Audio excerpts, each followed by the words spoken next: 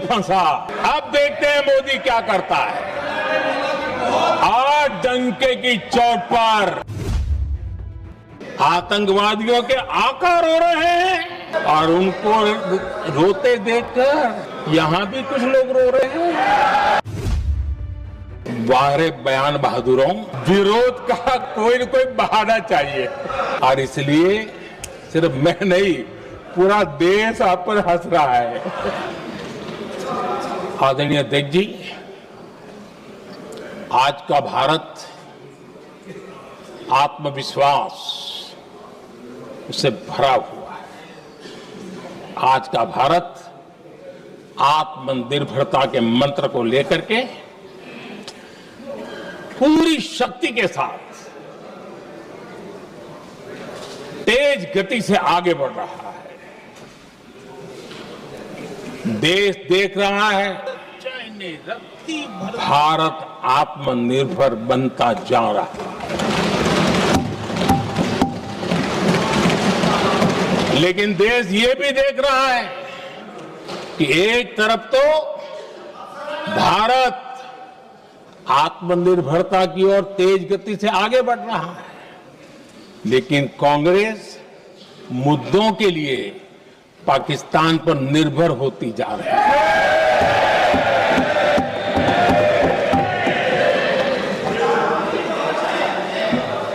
मैं आज पूरा दिन देख रहा था, जो 16 घंटे से जो चर्चा चल रही है, दुर्भाग्य से। प्लीज बैठिए, सब जवाब दे दिया आपका, आप सुनते नहीं, सबका जवाब दे दिया। प्लीज दुर्भाग्य से सुनिए जवाब। कांग्रेस को पाकिस्तान के मुद्दे इंपोर्ट करने पड़ रहे हैं।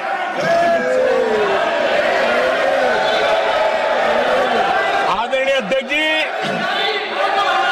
आज के वॉरफेयर में इंफॉर्मेशन और नैरेटिव्स की प्लीज बैठिए। बहुत बड़ी भूमिका है।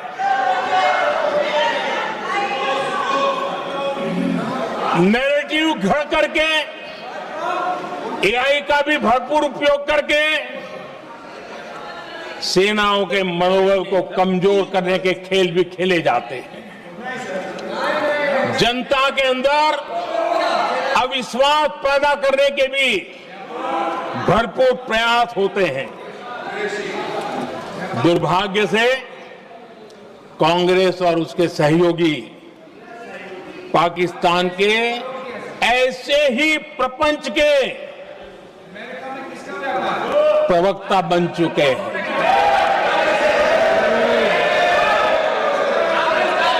आदरणीय अध्यक्ष जी, देश की सेना ने,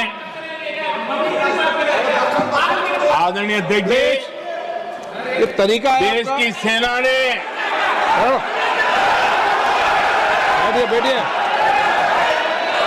देश की सेना ने सर्जिकल स्ट्राइक की।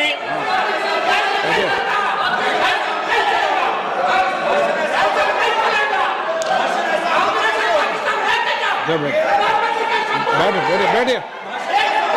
आदरणीय अध्यक्ष जी, देश की सेना ने सफलतापूर्वक सर्जिकल स्ट्राइक की तो तुरंत कांग्रेस वालों ने सेना से सबूत मांगे थे, लेकिन जब उन्होंने देश का मूड देखा, देश का मिजाज देखा, तो सुर उनके बदलने लगे और बदल करके क्या कहने लगे? कांग्रेस के लोगों ने कहा, ये सर्जिकल स्ट्राइक क्या बड़ी बात है, ये तो हमने भी की थी। एक ने कहा 3 सर्जिकल स्ट्राइक की थी, दूसरे ने कहा 6 सर्जिकल स्ट्राइक की थी, तीसरे ने कहा 15 सर्जिकल स्ट्राइक की थी। जितना बड़ा नेता उतना बड़ा आंकड़ा चल रहा था।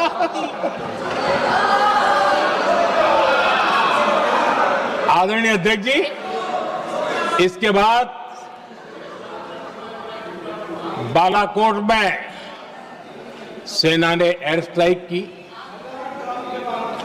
अब एयर स्ट्राइक तो ऐसी थी कि वो कुछ कह नहीं सकते थे, इसलिए ये तो नहीं कहा कि भाई हमने भी की थी। उसमें तो उन्होंने समझदारी दिखाई, लेकिन फोटो मांगने लगे। एयर स्ट्राइक हुई तो फोटो दिखाओ, क्या कहां गिरा, क्या तोड़ा, कितना तोड़ा, कितने मरे, बस यही पूछते रहे। पाकिस्तान भी यही पूछता था, ये भी यही पूछते थे।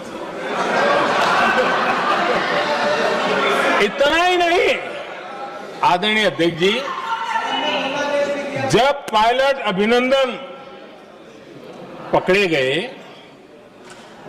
तो पाकिस्तान में तो खुशी का माहौल होना स्वाभाविक था कि उनके हाथ में भारतीय सेना का एक पायलट उनके हाथ लगा था।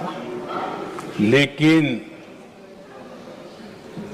यहां पर भी कुछ लोग थे जो कानों कानों में कह रहे थे,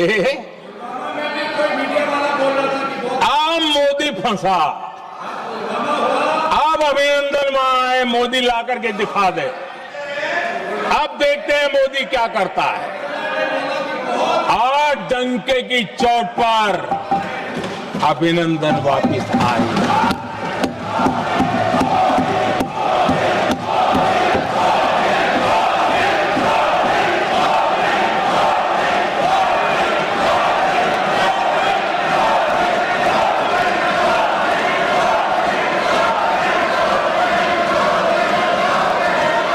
अभिनंदन को ले आए तो इनकी बोलती बंद हो गई। इनको लगा यार कि नसीब वाला आदमी है, हमारा हथियार हाथ से निकल गया। आदरणीय अध्यक्ष जी, पहलगाम हमले के बाद हमारा बीएसएफ का एक जवान पाकिस्तान के कब्जे में गया तो फिर इनको लगा वाह, बड़ा मुद्दा हाथ में आ गया है, अब मोदी फंस जाएगा। अब तो मोदी की फजीयत जरूर होगी। और उनकी इकोसिस्टम ने सोशल मीडिया में बहुत सारी कथाएं वायरल की कि ये बीएसएफ के जवान का क्या होगा, उसके परिवार का क्या होगा, ये वापस आएगा, कब आएगा, कैसे आएगा, न जाने क्या क्या चला दिया। आदरणीय अध्यक्ष जी, बीएसएफ का वो जवान भी आन बान शान के साथ वापस आया।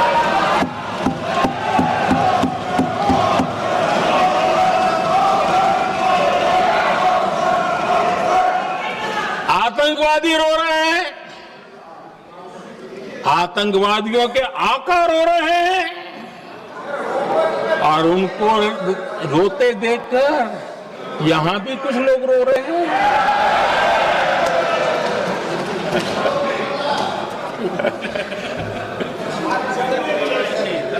अब देखिए, सर्जिकल स्ट्राइक चल रही थी, उसके बाद उन्होंने एक खेल खेलने की कोशिश की, बात जमी नहीं। एयर स्ट्राइक हुई तो दूसरा खेल खेलने की कोशिश की, वो भी जमी नहीं। जब ये ऑपरेशन सिंदूर हुआ तो उन्होंने नया पैंतरा शुरू किया। और क्या शुरू किया? रोक क्यों दिया? पहले तो मानने को तैयार नहीं थे कि मुक्त करते, अब कहते रोक क्यों दिया। वारे बयान बहादुरों,